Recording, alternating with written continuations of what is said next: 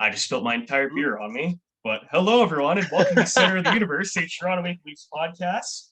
I'm your host, Cole Hayes. As you can see, my fucking beer pouring all over my lap. I'm avoiding it getting on the Nikolai Kulemin jersey. We got Danny9 on the show. We got Ben. How you doing, boys? Much better after seeing you spill beer all over yourself. This guy's a fucking idiot. Ben, I can't. I didn't even shake this thing, man. Like I took it out of my fridge, and now it's just like pouring. You know what? That's the second most embarrassing thing you've done in the last 2 weeks. Buddy, apparently you died. Apparently you died. At least that's what I heard. Man, I fucking everything's, man. Like I still can't believe, like, I haven't fully forgiven myself for doing that. And when I listened back to that episode, I was like, I'm so rattled right now. Like I could just tell that you could tell if you listen to it. I was rattled the entire episode from that.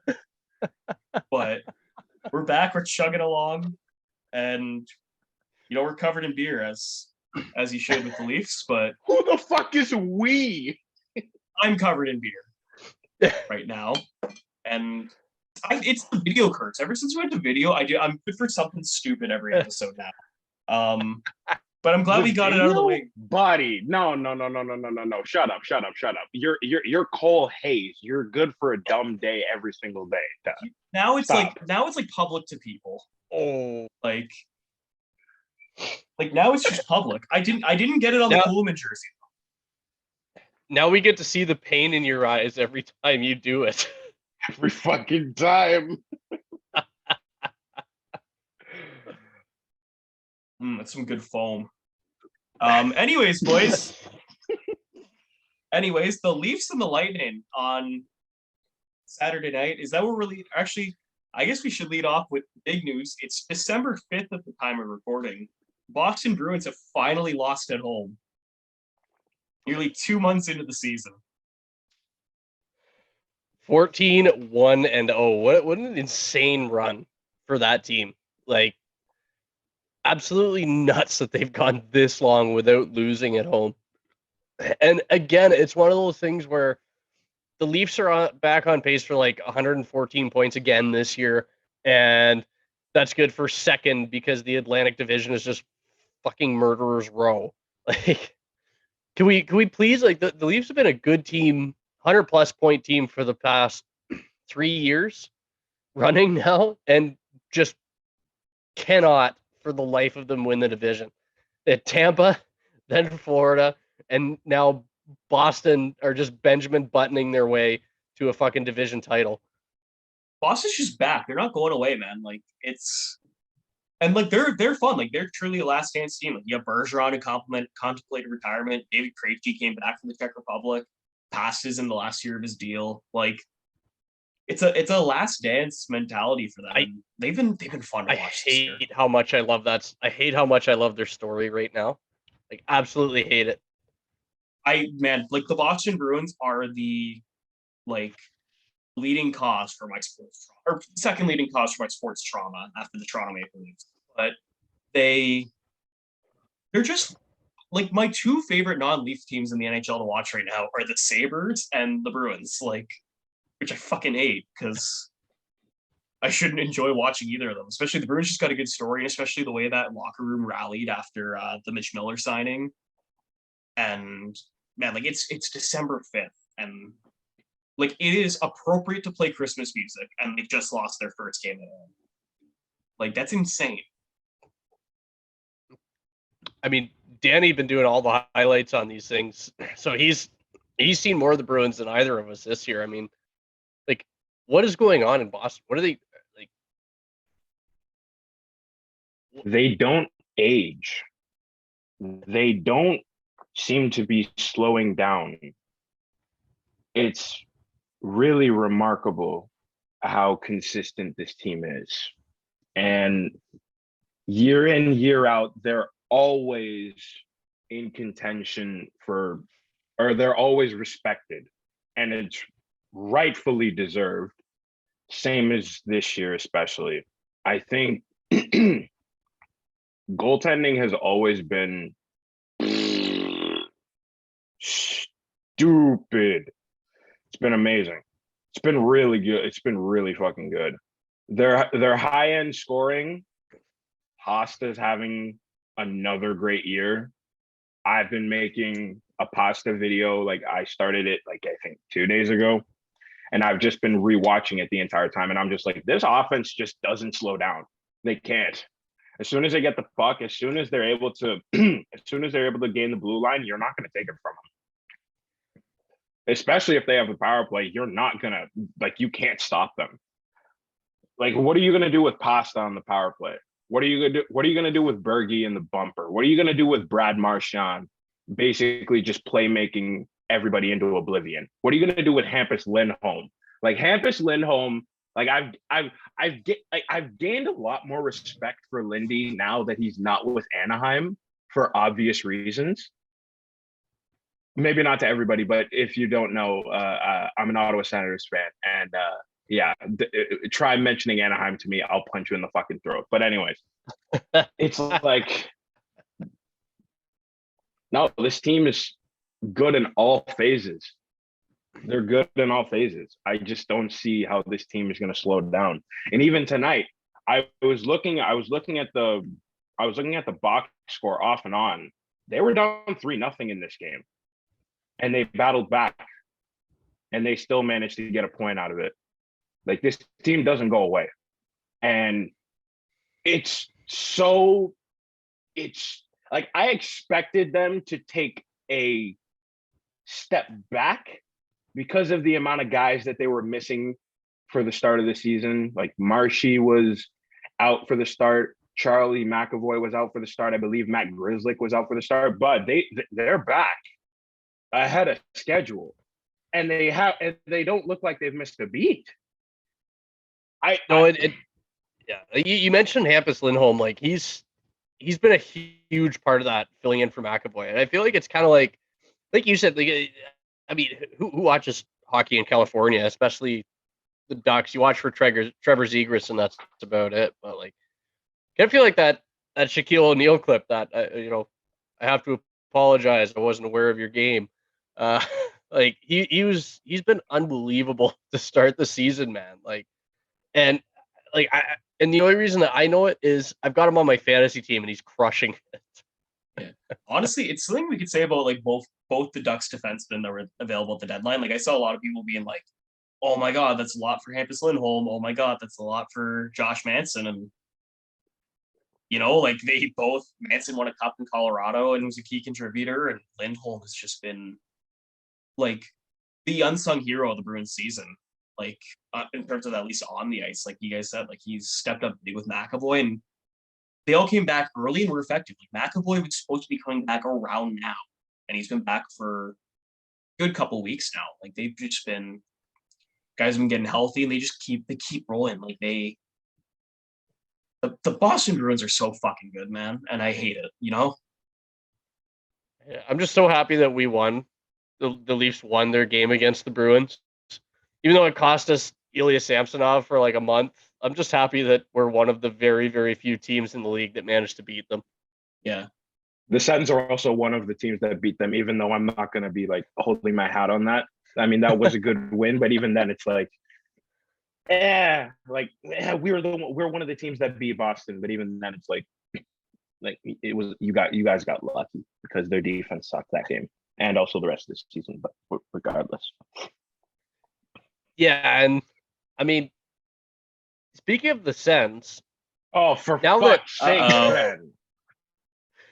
Now that Samsonov is back healthy, and he played a great game against the Sharks this week, is the tandem of Matt Murray and Ilya Samsonov, is that the best tandem in the NHL right now? I mean, I think it was before the last two games, they were 4th and 6th in save percentage. And I'm pretty sure Samsonov's save percentage went up. His season save percentage went up after the game against the Sharks. Like, I don't think there's a better pair of goalies in the NHL right now than the Leafs tandem, which is hilarious because a year ago we were sitting here talking about how bad Campbell and Mrazek had been.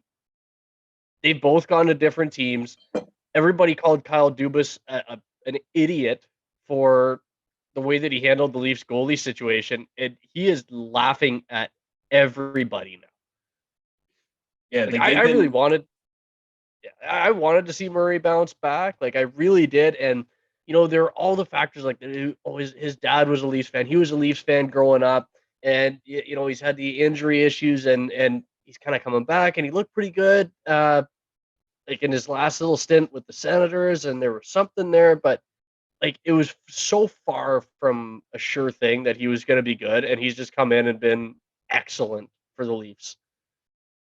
Yeah, like I looked at Matt Murray and like the biggest concern with him was not necessarily stopping the puck. Like we knew he couldn't do that. He showed signs in Ottawa. He was great in Pittsburgh for years, even if that was a while ago. But like in Ottawa, like he showed flashes. It was the health, and Ilya Samsonov was a guy that was bound to bounce back. And there's got to be something with Washington's goaltending evaluation. Like me and Danny were kind of debating this today, like on our lunch break, actually, if like it's Washington's defensive system or if it's the way they evaluate goalies, because like every goalie just seems to get better once they get out of Washington, and they get worse when they're there. Look at what Vanecek's doing in New Jersey. The one tandem I can definitively say is better than Murray Samsonov is Sorokin Varlamov. But like Murray Samsonov, man, like we all expected the Leafs were like, if the Leafs can get about a 910 from one of them and a 905 from the other, they'll be just fine. At least in the regular season. And they've gotten, I'll pull up the exact numbers because I feel like I should have had this up anyways, but like it's in the 920s for both guys. Like Murray's a 921, Samsonov's a 924. Like that's phenomenal.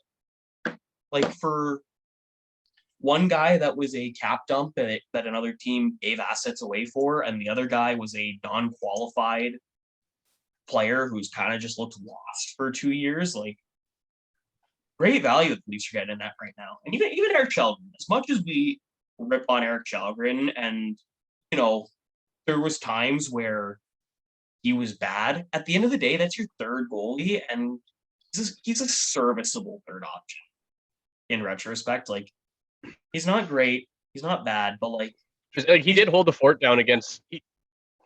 He held the fort down against the Bruins, man. Like he came in and didn't allow a goal in the third period against a team that, I mean, Danny, you just said it. The Bruins don't go away. Chalgren was solid in that game. He's had some rough ones, but I mean, what young goalie trying to break into the league isn't going to have a rough game or two? Do you really expect the sky and the moon out of Eric Chalgren? No. Yes. I expect the best actually out of him. Okay, you see what he just did? You see what he just did, Benny? He just proved the amount of stupidity that is within this guy's body. It's remarkable how dumb you are, and now you're shaking your fists as if that's something to be proud of. It's not, especially with that ugly ass muzzy that you got. Like it's not a good thing to be proud of being stupid, dude. Like what's wrong with you? The passion. It's December 5th. You can shave that now. He doesn't want to. I've decided that I want the family Christmas photos this year for me to just look as like stupid as possible. Because like you got your ones with like the COVID hair. You got your ones with like where you're like this little fat kid that isn't looking at the camera. Now I want the one with the mustache. No, you're all of the above. The fat kid, the guy with the ugly I don't mustache. get the COVID hair anymore. But like no, look 2 out of 3 ain't bad.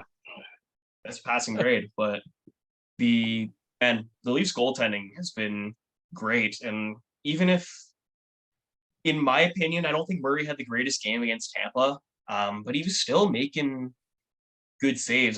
There was 2 goals that I think he wanted back. The overtime goal you definitely wanted him to have. I mean, you give him a pass. You give him a pass because he's been. The fuck was Austin Matthews doing? He's been so good for us. I mean, like one bad goal, that's fine. You give him a pass, you move on. I mean, it happens. That game I was much more concerned about the officiating, and it's one of those things where we try to limit how much we talk about the referees on this podcast because it gets really, really repetitive. But there are very few referees in the NHL whose name I remember and who instantly brings back memory. I instantly know that referee. One of them is Francois Saint Laurent. And I went back today to getting ready for this. I went back and listened to our Leafs Tampa Game 2 reaction podcast because that was a game officiated by Francois Saint Laurent, and it was an absolute fucking gong show. Power plays were 7-3 for Tampa. Wayne Simmons got called twice for pushing people off his goalie. Pat Maroon was trying to kill Jack Campbell. Like, it was one of those games where I look up, okay, who the hell was that referee? Once again, Francois Saint Laurent, Leafs and Lightning, and the game turns into a shit show. Leafs were playing great. They'd gotten the lead at the end of the third, or at the end of the second period, and to start the third period, this is after, by the way, Nikita Kucherov threw one of the dirtier hits this season at Justin Hall. Just the puck's 15 feet in the air, and he throws a hit directly into the numbers from 4 feet away from the boards and gets a 2-minute interference penalty after Justin Hall goes face first into the boards. And like Alex Kerfoot did a very similar hit to that a few years ago on, I think it was Eric Johnson, I want to say.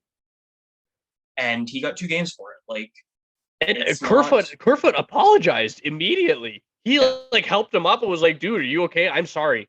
Like, I'm sorry about that. I did not mean to do that." Kucherov, does he do that? Was 100% going straight in. Maybe not, but and Kucherov also has a history of being a dirty player. Like, and it's not. Remember the kick? Remember the kick on Mitch Marner last year? Okay, and maybe this was an exaggeration today. But I basically said like he's not a sneaky dirty like a Kadri or a Marchand or a Brandon Gallagher. He's like the Matt Cook, just a piece of shit type of dirty. Like, and I know Nikita Kucherov is nowhere near the same level as Matt Cook. If Matt Cook could score goals, he'd be Nikita Kucherov.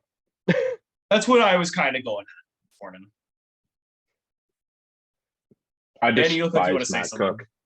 I despise Matt Cook. And you gave me that same comparison earlier today, and I laughed at you but okay, so obviously Matt Cook is nowhere near the player that Cooch is.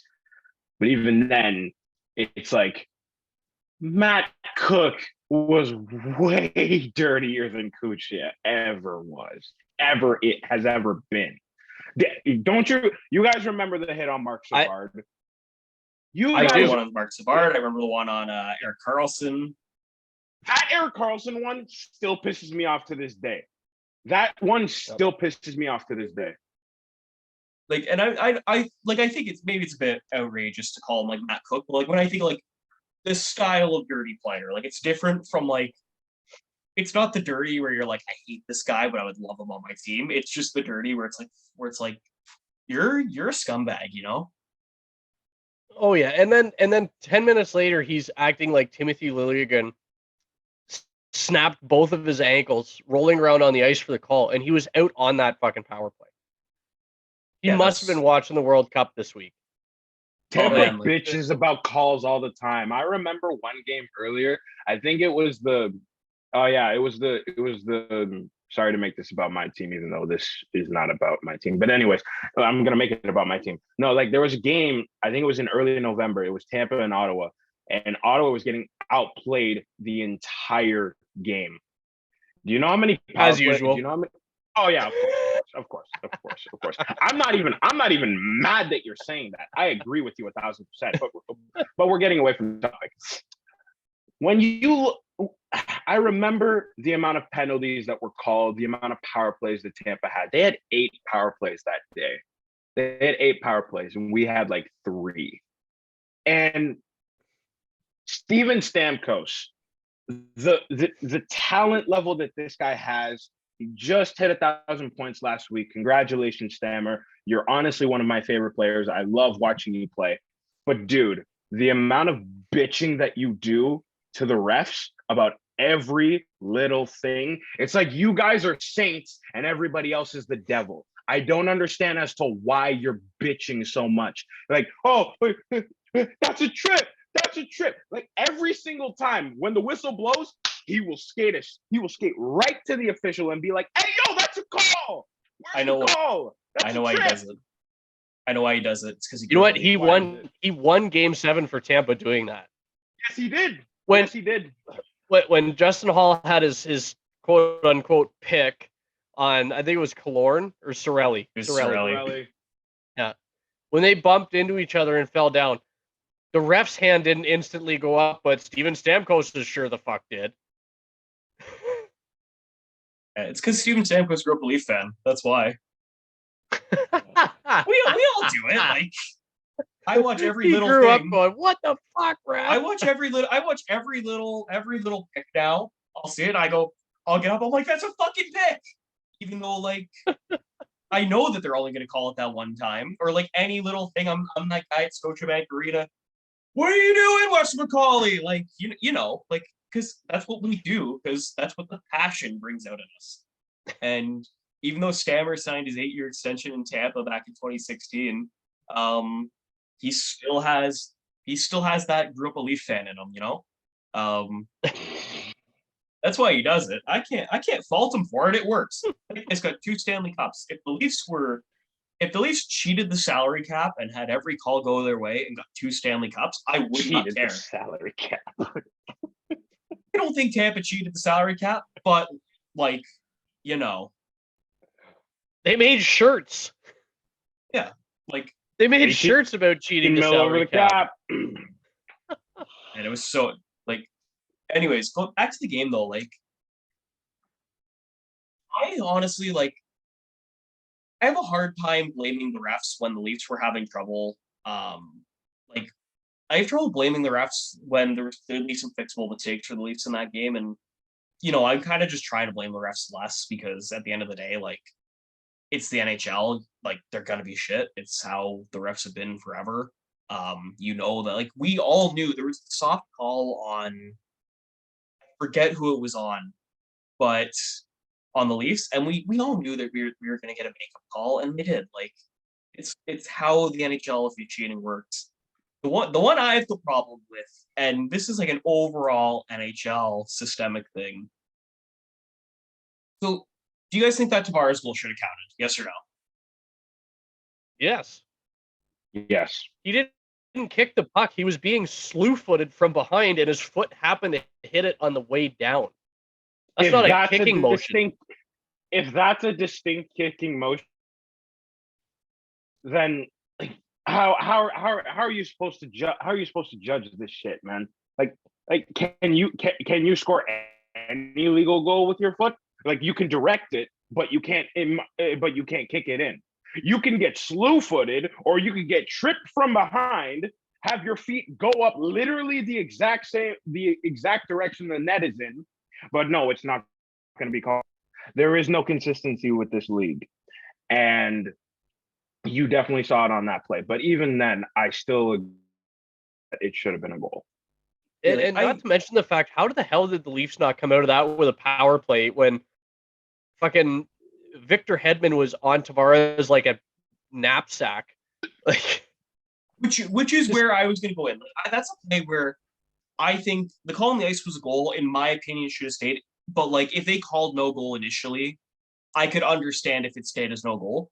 What I don't get, and this has been a thing for years, is like when you go and watch a replay, I'm like, I don't think there should be a coach's challenge for 2-minute penalties. But like, let's say you go review a goal. The refs would have seen Victor Hedman pull John Tavares down. Like, bro, if they didn't see it the first time. If they didn't see it the first time, they sure as shit saw it then. And it's like, it's so stupid that you can't see that and go, hey, you know what? We fucked up. We missed a call.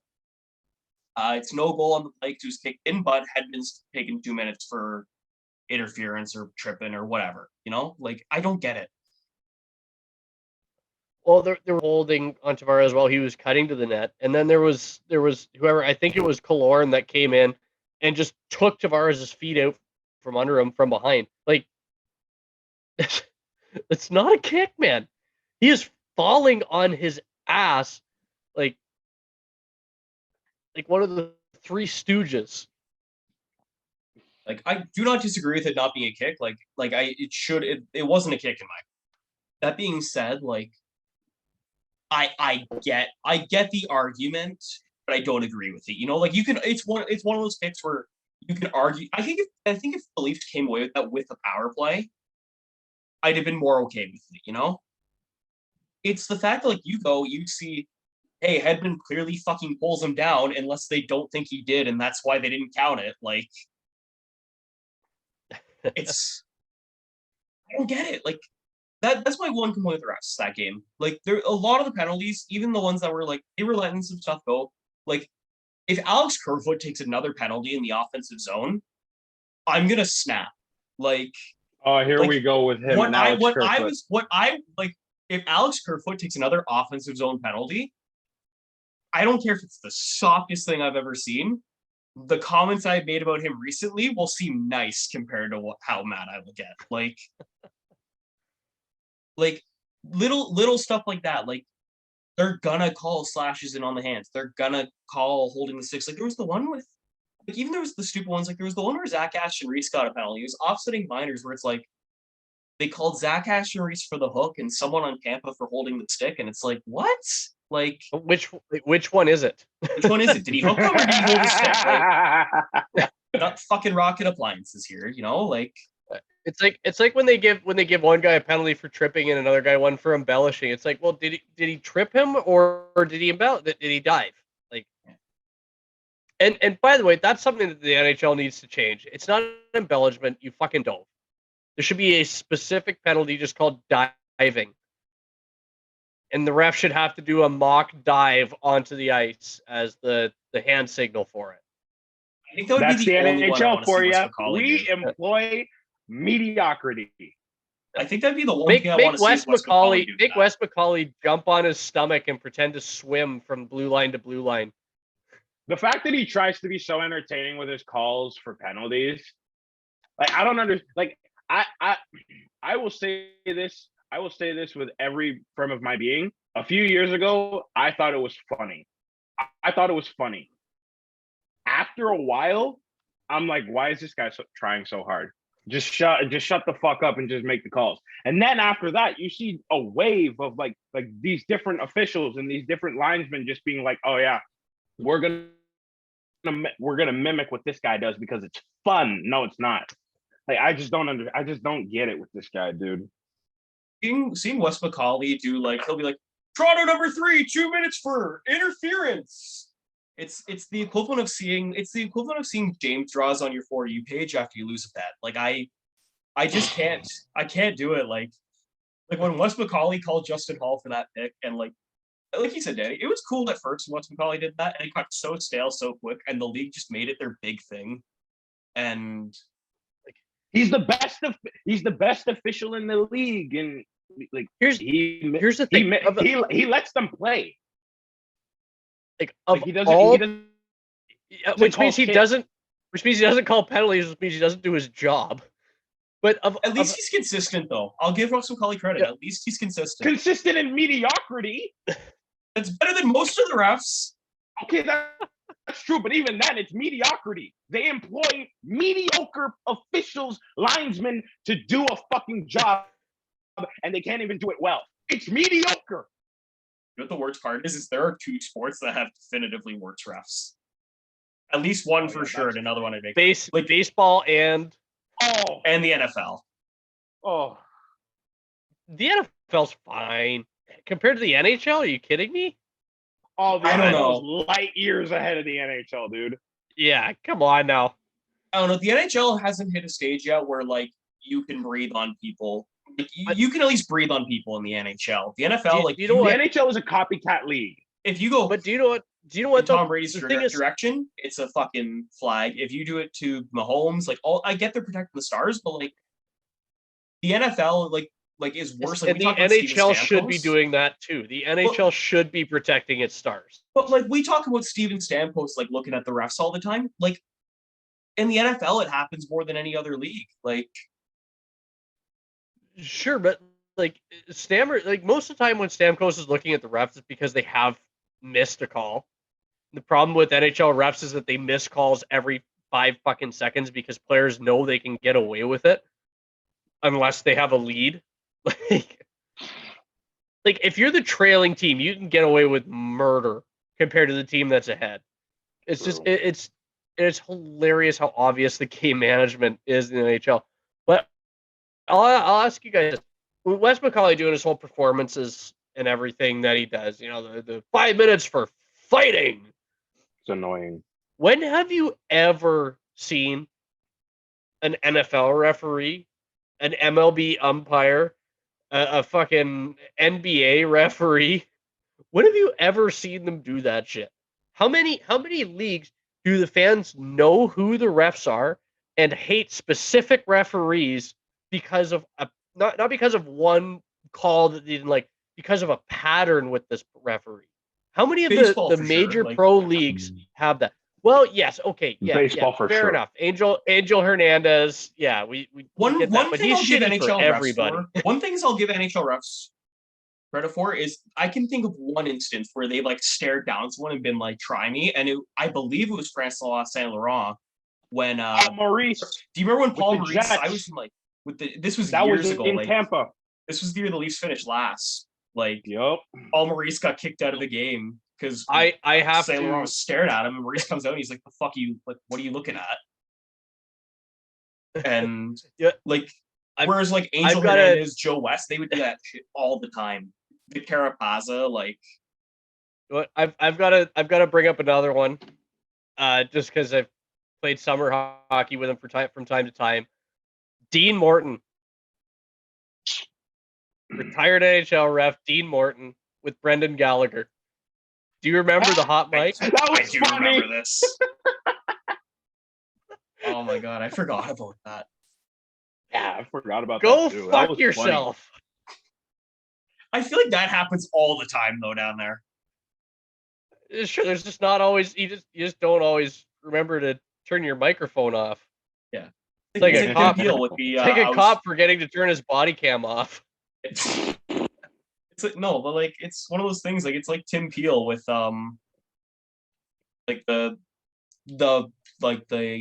fix like makeup call. The mic, not the the makeup. Oh call, yeah, sorry. I've like that stuff happens down there all the time. And one thing with the NHL officiating is like if you want to be a serious league, especially with the way gambling has taken off in the last year or so, you need to get it together because like you know what's going to happen a bunch of the time, and you'll watch people miss stuff. Like for example, I bet on that Nashville Detroit game because I was in a very degenerate stage of my gambling career where I was betting on a Tuesday night Nashville Detroit game.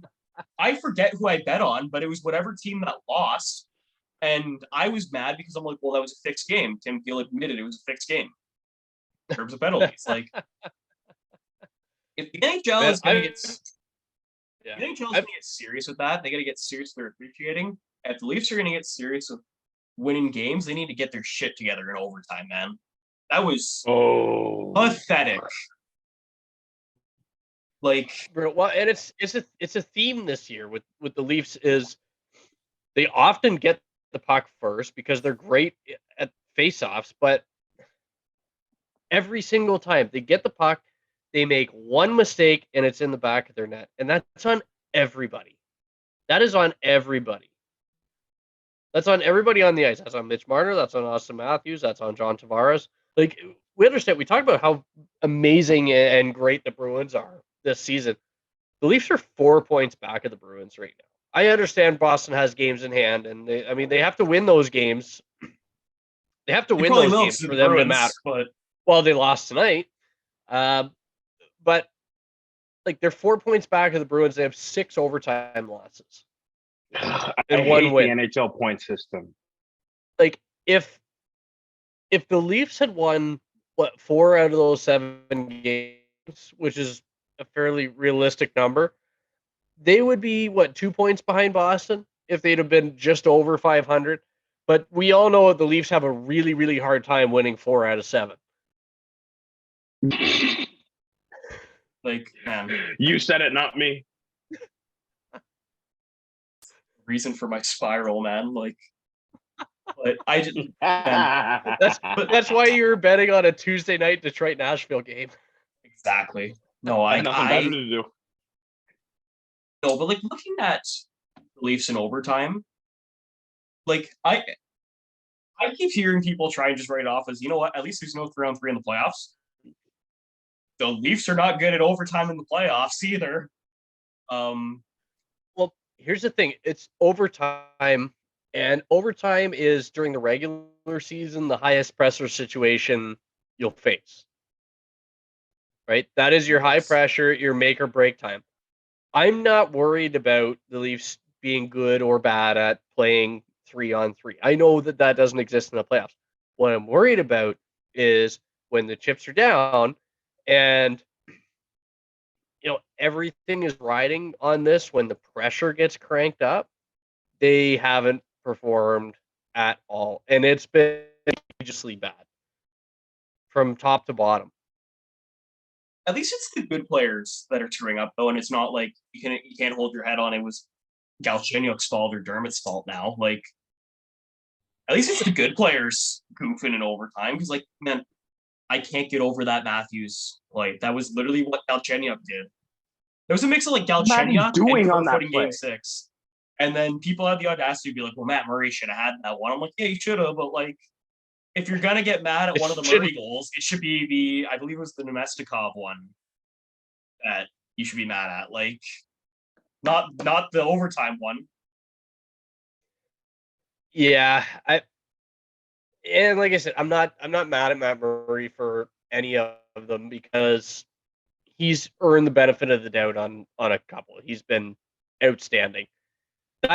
That save that he made on Kaprizov to save the game, what we talked so much about last week, that earns him like at least 3 shitty goals. Depending on how shitty they are, though. You made that game-winning save. You can let in 3 shitty goals in the future. That's fair. But you have to use them in the regular season. Sure, and he used one tonight. He used one of his bullets. Yeah. 2 more. So jealous. You should have the Matt Murray. I think Dallas should call up their Matt Murray tomorrow, just so it's Matt Murray against Matt Murray. That's very much besides the point. Mostly just because I don't want to see Jay Godden here. But like that might have been our clickbaitiest title of the year this year for an article at Maple Leafs Insider was Matt Murray signs contract with Dallas Stars. Yeah, I remember the Stars press release with it. They just reply under it. They're like, we expect no confusion here. Yeah. We got like 50,000 clicks on that one article. On a minor league, on like a minor league goalie signing. Yeah. Like literally. Oh man. But like looking at the Leafs, like you said, the overtime, like leaving the points on the table, it's the same thing I was upset about in October, where you're gonna come back when the Leafs don't have home ice advantage in the first round, or they're playing the Tampa Bay Lightning instead of the second wildcard team, and be like, man, well, if only we beat the Sharks and the Ducks and the Habs and all those teams that they lost to, and the Coyotes, like, and it'll be the same thing. They're going to be like, and in November, it's going to be like, well, if only we didn't drop those 5 points because of overtime. Like, it's little stuff like that like, listen, I'm enjoying the ride. I love that they're winning games. But, like, the overtime concerns me because, like you said, it's the highest pressure situation, and every time this core has faced real pressure, they've crumbled. Like, and I love this team. I like this core for the most part. as much as they piss me off. Like even playoff overtimes. Like what playoff overtimes have they won in recent memory? There's the Kasperi Kapanen, Austin Matthews debacle with Jim Houston, and before that it was the Bozak one and the actual Kasperi Kapanen one in the Washington series. Like they lost both the overtimes to Montreal. They lost their overtime to Tampa. Like it's just they lost a few in that Washington series. Like it's just not. It hasn't been good enough in those situations, and it's kind of translating over to the highest point of pressure in the regular season too. Like, I mean, and here's the question that I have for Danny, because Danny, you watch a lot more hockey from teams that aren't the Toronto Maple Leafs than either of us do. Is this like a Leafs specific thing where they seem to struggle at certain things, or is that something that you see league wide and we're just frustrated Leafs fans going off about stuff? I mean, like the penalty calls that we see and that we complain about, the weird lack of ability to do anything in overtime. I mean, is that really just our team, or do we just watch too much Leafs hockey and not enough other hockey? Are we just not balanced enough that we think it's just us? It's typical of you guys to just think that you guys are the center of the universe. Oh, Yes, we are. everything is about you. Everything is about you. Oh, is this the way? Is this just us? Is this just the way that we do things? No, dude. No. Have you seen some of the teams in the West and the way that they play defense? It's I've honestly seen the Oilers, and it's not pretty. yeah, the Western Conference sucks though. Like oh, the Western Conference is so bad. but The Senators are a even in the- playoff team even in the East Pacific Coast. Division. The Sens are a playoff team right now in the Pacific. Please, can we not talk about them? Like, actually, I'm actually dead serious. Can we not Okay, talk we about will not them? talk about the Ottawa Senators for the rest I of the was show. just kidding. I But was just kidding. but they are like they're probably like at least a wild card team in the they're facing the Western Conference schedule, especially the Pacific I'm pulling Division. It's Not up the not in standings terms of right actual now. standings. In terms of actual standings, like they're worse than the Canucks. I'm just talking about in terms of how good the team is. Well, Like- yeah, part of the reason that Ottawa is so low is because they're playing against mostly the Atlantic Division, which is I said earlier, the Atlantic Division is murderer's row. Yeah, there's 7 good teams, and then there's the Ottawa Senators.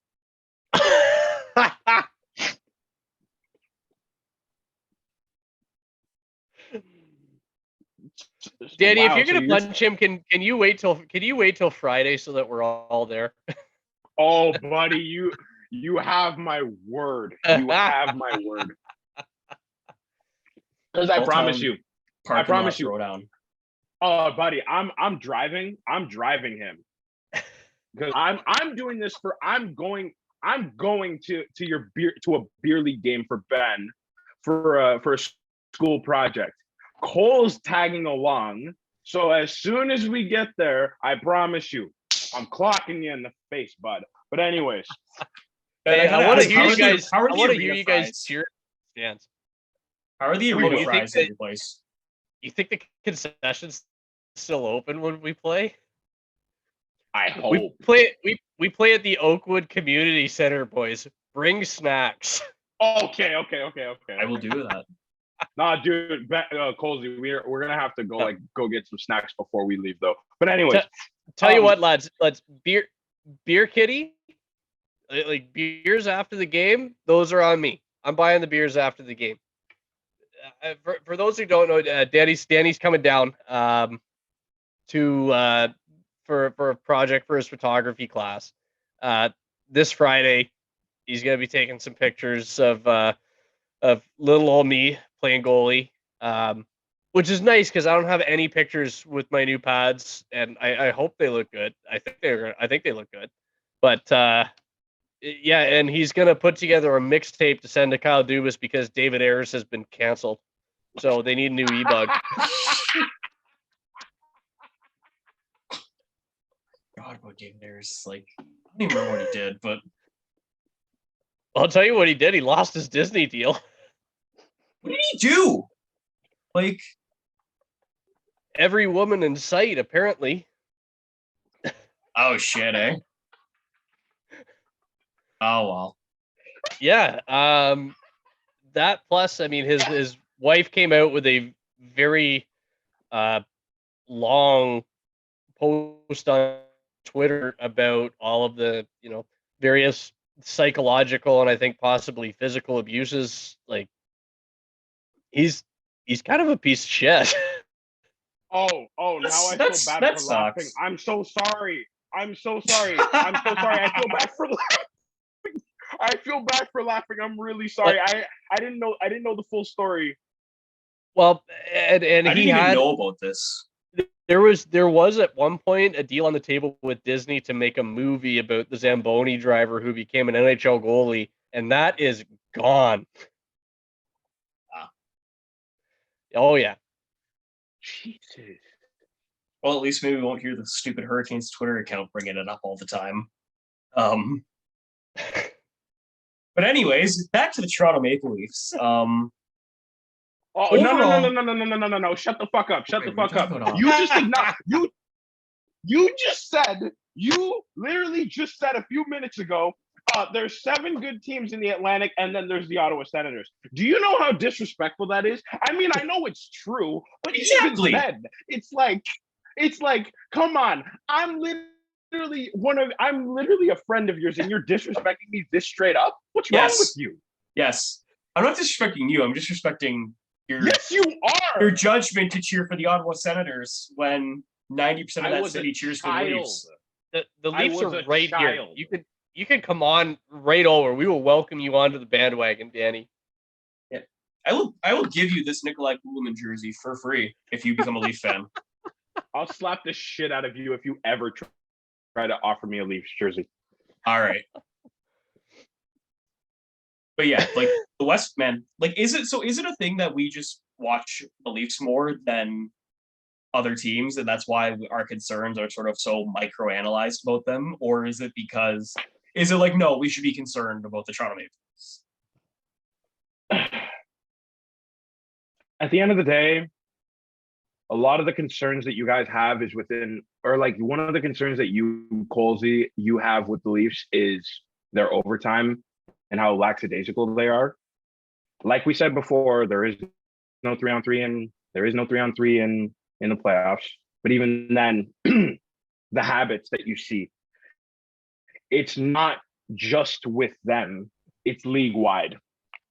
You see, because 3-on-3 is a personal showcase, if that makes any sense. You know what I mean? There's more ice, there's more space to you give Leon Draisaitl and Connor McDavid that much open ice, they're going to burn you. We've done that multiple times this season. The NHL is filled with talent galore. But even in 3-on-3, people try to get too fancy. I've watched the team in particular have jerseys of them. You can't see it because my background is blurry. They try to get too fancy too many times. There are a few teams that, especially when they get a power play, they're trying too hard to rush it rather than take their time. This team in particular. Like, it's not one thing with, it's not just that with the Leafs, because at the end of the day, I'm not concerned about their overtime record, because I've literally told you multiple times, and I'm going to tell Benny this right now. I despise the point system. It is such garbage. It's ludicrous that that's even a thing, because you're rewarding a team for failure. But it's not the record for the Leafs in overtime that I have a problem with. It's how they lose that I have a problem with, because I'm looking back and I'm like literally editing a video for like every overtime goal during the regular season. I'm doing that daily. I watch that shit all the time. The first overtime William Nylander turned the puck over in the defensive zone, led to a breakaway for Erik Karlsson. Trevor Zegras, the very next Sunday with the Leafs in town in Anaheim, a face-off play, lackadaisical, and then odd man rush goes the other way. Trevor Zegras protects the puck phenomenally, shelves it. I'm just thinking right now. The Devils won. John Tavares had the puck at the blue line, bad pass. Jack Hughes picks it off, and then Yegor Sharangovich gets the overtime winner. Anthony Beauvillier, and then you think of Riley Smith as well. It's not the fact that they're losing in overtime so much; it's how they're losing. It's the decision making that they have. Because I'm telling you right now, we watched them in overtime last year. They looked good. They looked good in overtime. They had real nice overtime goals. Especially I remember the one in particular with William Nylander against Tampa, that 2-1 game at the beginning of November, I think it was. They had the power play. They looked good. It's not like personnel. It's not the lack of results. I mean, it kind of is, but even then, it's the execution or lack of execution thereof. They're trying to do too much. Like what you saw with the Alex Killorn goal on Saturday. Mitchie gave a nice pass over to Matty. Matty, I don't know what he was doing. Turnover at the blue line, odd man rush the other way. Anthony Cirelli gets it, gives it over to Killer along weak side. Boom. Now I get it. We're gonna give credit where credit is due. Murr has been playing outstanding this season, and obviously, like I said before, I'm very jealous that he's looked this good. Because what did I tell you last season? You put him in front of a good team. You put a good team in front of him, you're gonna get good results.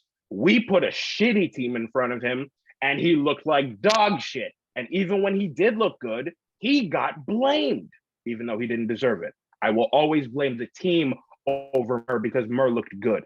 At the end of the day, it's the guys that Sheldon puts out. Like he's like, don't you guys remember earlier on in the season where he said it was a gut feeling, we wanted to put Johnny in there or something like that? Wasn't that the case? Yeah, I think he started with Tavares and they got scored on immediately. He put Matthews on the bench, and I don't think Matthews even touched the ice. The thing is, and here's where I don't agree with starting Tavares on in overtime, is that there is so much extra ice out there. The one part of John Tavares' game that's held him back since he was playing in juniors is his skating. And with so much extra ice out there at 3-on-3, John Tavares is not nearly as effective as he is at 5-on-5. And I think a lot of the Leafs are that way. Like Austin Matthews isn't a particularly fast skater. Mitch Marner can rip pretty good, but like they're focused so much on their cycle game and their 5-on-5 game. Like you watch the Leafs cycle the puck sometimes, and it looks like the Harlem Globetrotters out there. Like they just ring the puck around so well. You get to 3-on-3 and they have 2 less passing options. It goes to like man-on-man type of stuff instead of a zone defense. It just doesn't work with the style that the Leafs have been playing this season, and I think that's a big part of it. But we're getting a little bit short on time here, so I wanted to kind of go from looking at the games and everything over the past week, looking ahead, because we've got a couple Leafs debuts this week. We've got an NHL debut coming tomorrow night, and we got a bit of a reunion going on. So, can I say one thing before that? We should probably acknowledge that Mitch Marner has a 19-game point streak. Definitely. Like yes, franchise record for Mitchie. Franchise record. Yes, I know. Point streak for Mitch I know. Marner. It's been on my checklist this whole time, waiting for time to mix it in. But yeah, oh my God, it started out quiet, but man, it got loud at the end. He started like against the Sharks when he was trying to tie the record. Man, he was electric and just could not by a point, but he set up probably 6 or 7 scoring chances trying to get that last point. And then the pass to Bunting with the empty net was hilarious. Michael Bunting getting pissed at him. Yeah. But the look of relief on his face when he finally put that empty netter away. Oh my God, man. You could just tell he wanted that. He wanted that so badly. So badly. And then, it breaks the record against Tampa with the tying goal. I mean, that was fantastic. Just beautiful fake to get the defender out of the way and puts it in. I mean, that was gorgeous. I think it was Killorn, but man, he bit hard Even David Camp on that shot fake. Beautiful. Oh my God. Yeah. Garner and David Camp on the penalty kill. It's so fun. Oh yeah. No, I was talking about time goal. I forgot that he had 2 goals in that game. Yeah. Oh yeah, that's true. Sorry, we had my Christmas party for work. So like we're all sitting having dinner at the work Christmas party, and I'm looking over everyone's shoulders to see the little TV that has the Leafs game on. That was like the first half of the game. I'm trying to look over people to see the fucking game. Attaboy. That's so the passion right there. I missed Barter's first goal. For David my wife was like, you were rude to the people at the table. Like everyone's trying to talk, and you were trying to watch the game. And I was like, okay, yeah, but like I'm gonna see him on Monday. It's fine, honey. Yeah, it's your coworkers. Like, it's not like you're never gonna see them again. I spend 45 plus hours a week with these people. It's okay. I want to watch the Leafs game. Can I just say, I had more fun watching Mitchie tie and break the record more than I did watching my own team, because my team was playing on those 2 days and I was watching both games simultaneously. And I was looking at my phone because I had the Leafs game on my phone, and I'm just cheering, get the puck to Mitchie. Oh, Mitchie's in the offensive zone. Get it. Score. Like, shoot. And then they would go to commercial break and I'd just be like, okay, how are you gonna blow this tonight? And they lost to the Rangers. Typical. And then Mitchie tied the record, and I was like, yes, finally, let's go. And then after that, I had to go back to watching the other team play. Dude, you may be the only Sens fan who I've heard of actively cheering for the Leafs.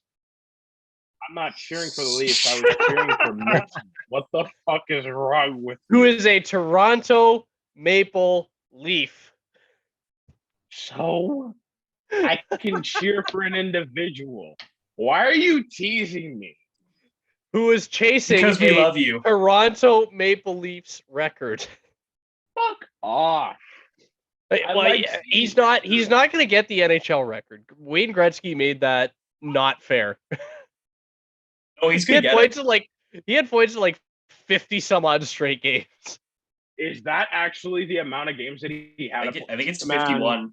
I think it's 51. Not fair. Not fair. There was a feed tweet where he's like, "Where was the team photo for McDavid's point streak?" And it's like, bro, Gretzky's franchise record's not getting beat. Like,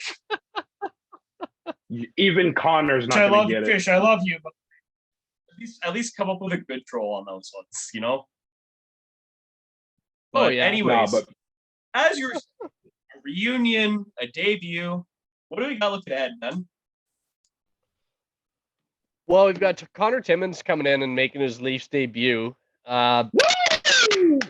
Yes, finally. We've waited for a little while. Mac Hollowell's been really good, so I understand him getting to stay in the lineup. But Timmins is not only gonna play in this game, but he's gonna be quarterbacking the second power play unit, which is really interesting. But I saw a quote from Justin Hall today that brought back some memories, talking about Conor. He saw Conor Timmins take a one-timer. He said it might have been one of the hardest shots he's ever seen, which brought back memories of Thomas Caberlet just repeatedly feeding Brian McCabe one-timers until one finally hit the net. And then I remembered, Dion Phaneuf a few years later making guys run for cover anytime he wound up. But the difference with Phaneuf was when guys ran for cover with Phaneuf, they stood in front of the net because they knew that the puck was going at least 4 feet wide of the net every time. Jake Muzzin too, man. Like people, Muzz he didn't give had any power a bit of a minutes, but, bomb like from every the now and point. then he'd get on the power play if like they were gonna give Riley or Gardner or Sandine or whoever or Tyson Barrie a break. Like I remember it was a game against Ottawa where I believe it was in the bubble season when Muzzin got out there on a power play and just let it rip, and I was like, is he the only point shot threat that isn't Austin Matthews? Like, yeah, so that's what's nice about having Conor Timmins, and what I really like is that power play unit is getting another new face on it for next game, and that's Semyon Durargachintsev, the former Peterborough Pete, which is my local OHL team, the former Toronto Marley, my local AHL team, and now Toronto Maple Leaf. Great to see him getting in, but anybody who watched the Petes when Robertson and SDA were together, or watched the Marlies when Robertson and SDA were together, knows that those two just find each other on the ice, or more specifically, SDA finds Nick Robertson on the ice. So what I really like about Timmins being able to be a threat from the point is that it's going to give Nick Robertson more time and space on the second power play unit. And we know that Durargachintsev can find it because we've seen it through 2 leagues already. It's time for it to happen in the NHL, and I'm really, really excited.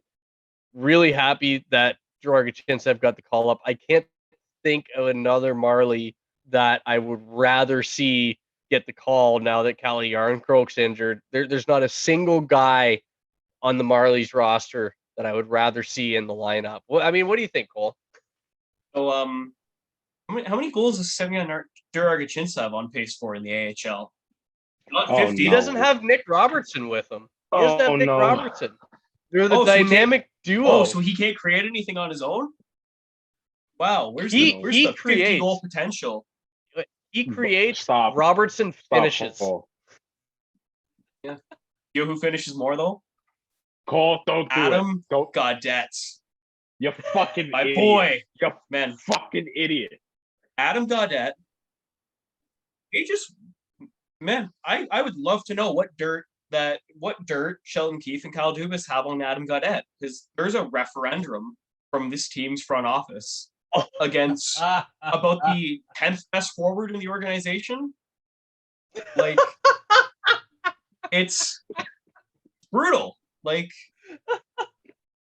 I can't believe this guy's actually still talking. I can't believe Adam Gaudette hasn't played an NHL game this year.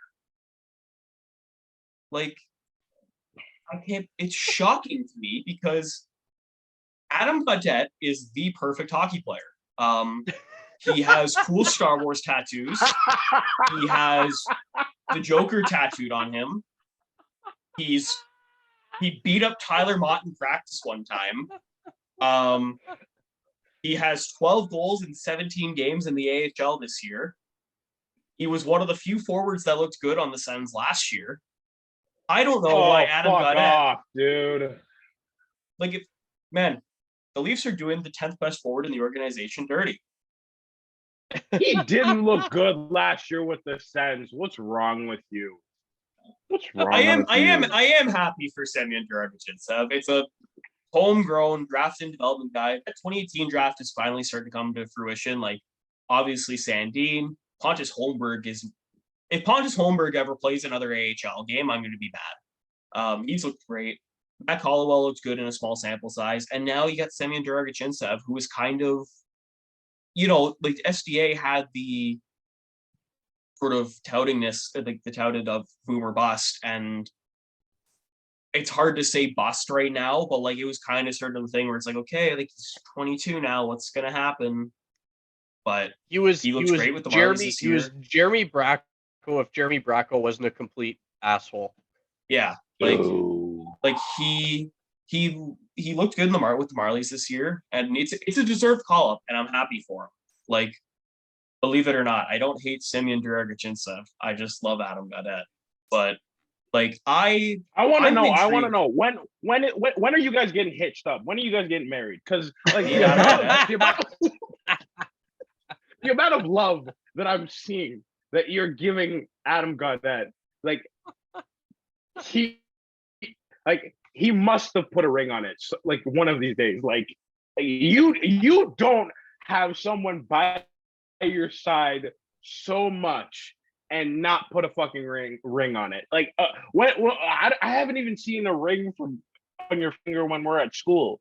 When's the wedding? I got it right here. What are you going to be wearing? Are you going to be wearing white? Are you going to wear your white Leafs jersey? Are you going to wear his white Vancouver Canucks jersey? And what are you going to wear, bud? I think I'm going to wear a Chicago Blackhawks jersey, actually. I can't believe you haven't bought his Marlies jersey yet. I've thought about it. Cole rides harder if you haven't bought it yet. Cole rides harder for Adam Gaudette.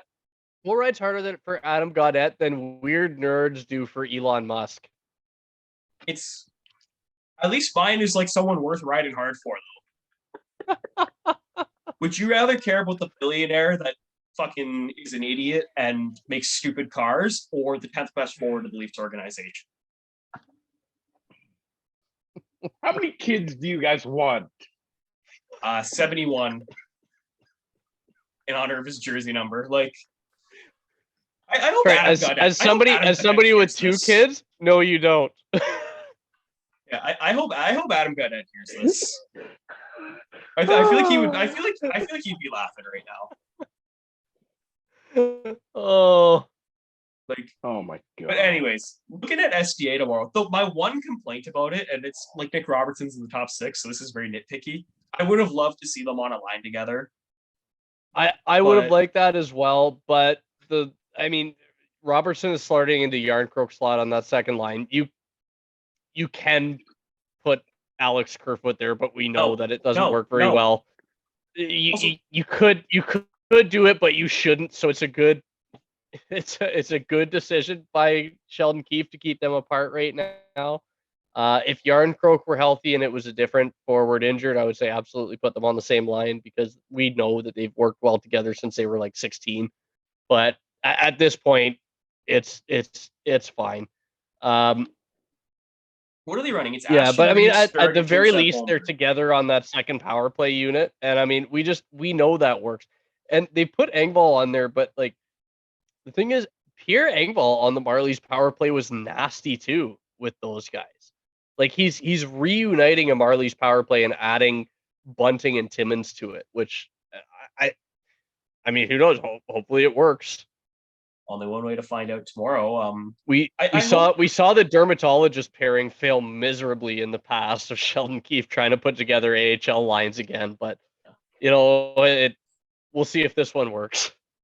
To be fair, like Robertson and Dragic-Ntsev wasn't like a Keefe AHL line. I'm glad we never got Marincin Liljegren, even though that like won the Marlies Calder Cup part. Like that was a big contributor to Calder Cup. It was the dermatologist and Marincin Liljegren. But I'm excited for SDA. I'm glad he's getting an opportunity because that's a guy that realistically, like, I didn't think was going to get a call up this year, even with how well he was playing. Like, I thought there was still some guys ahead of him on the depth chart. Like, I thought, without being tongue in cheek, like I thought Adam Gaudette would get a call up before SDA. I guess maybe the Leafs fear losing him to waivers, but he's so good that they wouldn't put him back on there. So it doesn't matter. But where are you guys getting married? I want to know. Like, what's the venue going to be? We haven't planned all that out yet. I haven't even gotten an invitation yet. Like, come on, Adam Gaudette hasn't gotten an invitation. I don't know if he knows I exist. But way to ruin the joke, dude. I had to. Anyways, what are we? I have a bold prediction for the Leafs game tomorrow. I think one of the Robertsons is going to score. Shocker, especially. Oh yeah, Jason's on. Yeah. Oh, yeah, absolutely. Bold prediction. But like, what are we sort of expecting out of the Leafs tomorrow? Honestly, I just want to see more of the level of play that we've seen from these guys lately. they've gone 17. Their last 17 games, they have 1 loss in regulation. I just want to see a consistent effort. You know, when these guys give the type of effort that we've seen lately, they're a winning team and they're a damn good team. As long as we don't see the October Leafs come back, I'm happy. I would really love to see Nick Robertson score against his brother's team again, though. Yeah. I really would like to see that. And that was like the one time we were happy in October was when Nick Robertson put the team on his And back against Jason. And I really, really want one of those Conor Timmins bombs from the point to hit Jamie Benn. Would just really like to see that. For that completely unneeded cross check on Austin Matthews at the start of the season. People don't forget, Jamie. Yeah. No one does. I want to see Jamie Benn get hit in the ankle, and I want to see him go down. Because nobody's ever seen him go down before. Says that too. Danny, what's the key to shutting down the red hot Jason Robertson? You can't. You're screwed. He's gonna go for 4 tomorrow. Nah. I think the key is Matt Murray. Which one? Actually, yeah. Is he getting the start tomorrow, or is it going to be Samsonov though? He is. Does it matter? Okay. Does it matter? Yeah. No, they both. It doesn't matter. It doesn't matter. I love our matter. We still will have the second best goalie. What does that feel like? Your goaltending has been really good. What does that feel like? Matt Murray has looked good for you guys. How does that feel like? It feels great, honestly. Like, it feels really good. When was the last time the Leafs had good goaltending? Like James Reimer. In a year at least. Like Jack Campbell looks somehow worse in Edmonton than he did last year, and Peter Mrazek, I think, looks worse in Chicago. I don't know. The only Jack, Chicago Mr. November Campbell. Yeah, like, man, not Mr. November. And you know what, Sens fans, I don't think you guys can complain too much about goaltending because you guys got Anton Forsberg off waivers after he'd been waived for like the 8th time in the fucking Canadian division season. And he was just suddenly your starting goalie and was actually good. Like you guys can't complain too much. Anton Forsberg is awesome and I love him. It's like the one thing that ends up going for them this year is their goaltending. Like, God damn it, dude. Like, do you want me to punch you? Like, yes. I'll just drive up to your place right now. Yes, I have a pain kink. In the fucking face. No, Brady Tkachuk's having a good year. That's fair. I just mean like Brady overall, Tkachuk's being Brady Tkachuk. I like Brady Tkachuk's having a good year on offense. I haven't seen Tim Stützle diving as much. Oh, Stützle's doing good for my fantasy team.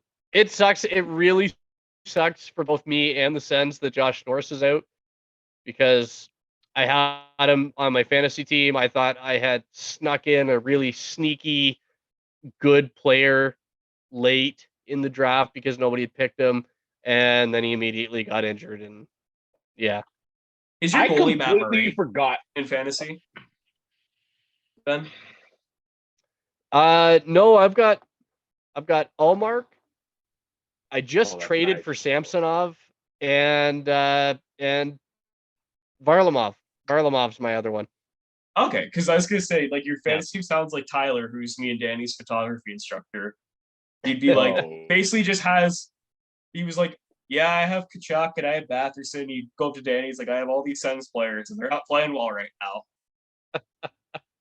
Buddy, Benny was talking about how Josh Norris has been out. I completely forgot that Josh Norris hasn't played. That's how bad the Sens have been this season, bud, is that even when Josh Norris is in the lineup, they still play like shit. And I thought that he was still healthy, or I didn't even know that he existed. That's how bad they are, bud. Yeah, Josh Norris has been invisible out there for the Sens this year. Oh my God, he's been useless. Hey, you called him useless. Now his season's going to turn around. That's the rule of this podcast.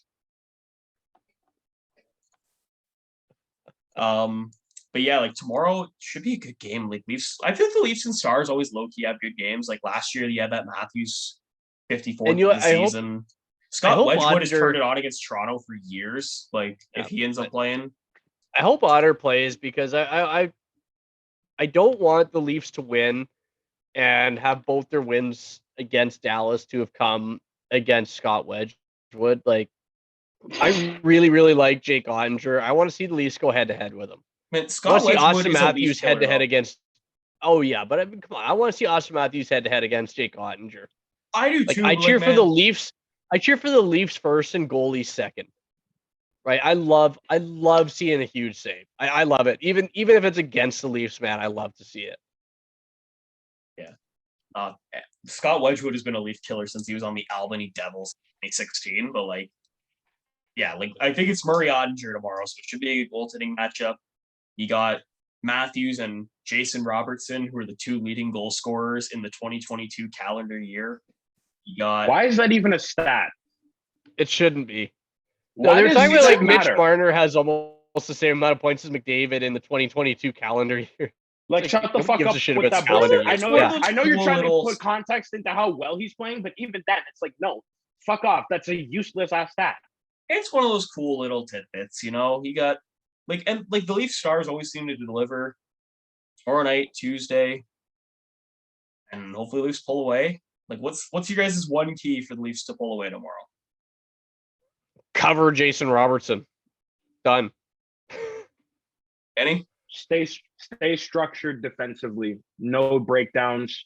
Make sure you know your assignment. You stay that way, you'll have a good chance of winning at the end of the game. It'll probably be a 1-goal game, ideally. Yeah, might just don't be dumb. Like the Stars have guys on offense like Rupe Hintz, Jason Robertson. They have guys that'll capitalize on your mistakes. So don't make mistakes. That's simple. Don't be dumb. Anyways, Don't be like Cole. Don't be dumb like Cole. Because he Listen. somehow thinks that Adam Gaudette is a top 10 forward in the Leafs organization. Do you see how dumb he is? Now listen, name 11 better than him right now. listen to me, Toronto Maple Leafs. If you're Oh, wait, he if you're didn't. even listening, Notice how if he you're didn't. listening to me, don't you dare be like one of your delusional ass fans right here. Don't be like him, because if you be like him, Jason Robertson's gonna go for 5. Rupe Hintz is gonna have like 5 points. Joe Pavelski's gonna look stellar, and Otter's gonna look like he's in Vezina form. So don't be like my friend over here. Don't be like my friend over here, all dumb and stupid as he always is. So just make sure you understand that, and then after that, you'll put yourself in a good position. I see you guys looking good tomorrow. Notice how he didn't name 10 forwards better than Adam Gaudette. Instead, he just went on. I want you to being shut an the idiot. fuck up and not ask me that question, because you know it's not a valid question. Valid question. I'll start the list with Alex Kerfoot. No, that's objectively one that's not better than him. I am tongue in cheek about it. Like, I would put Engvall ahead of him. Adam Gaudette is better than Alex Kerfoot right now. Adam Gaudette would have more than 2 goals if he played for the Leafs right now. I can guarantee you that. And you know what else I can guarantee? You can see me and Ben tweeting about the Leafs. You can follow me at Cole_Hayes. You can follow Ben at Life of a D-Man. Danny, thank you for coming on. Where can we find your YouTube videos? You just type in Danny9. It's the logo is just a fucking 9. I'm that basic. And you guys can follow Adam Gaudette on Twitter at hockey_God. Shut the fuck up. And Oh my you can follow God. the podcast Just go search him up and go kiss him already. at Go COTU kiss him already. _podcast. Can we get a goalie go for the road, boys? No. How about this, Fuck Danny? I you. know we'll never get a go Leafs go out of you. Can we get a go Mitchie go? We get a go Mitchie go out of you? I'm not gonna say that, but I'll say I'm cheering for you, Mitchie. Keep the streak going. All right. Well, we'll take it. Go Leafs go, baby. Go Leafs, go.